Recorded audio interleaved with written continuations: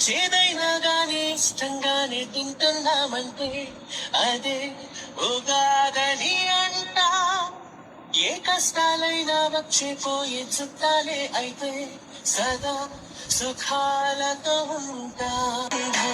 చేదైనా గాని ఇష్టంగానే తింటున్నామంటే అదే ఉగాదని అంటా. ఏ కష్టాలైనా వచ్చిపోయే చుట్టాలే అయితే సదా సుఖాలతో ఉంటా.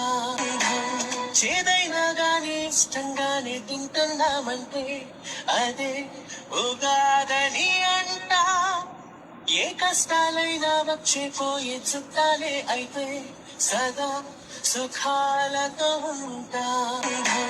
చేదైనా గాని ఇష్టంగానే తింటున్నామంటే అదే ఉగాదని అంటా.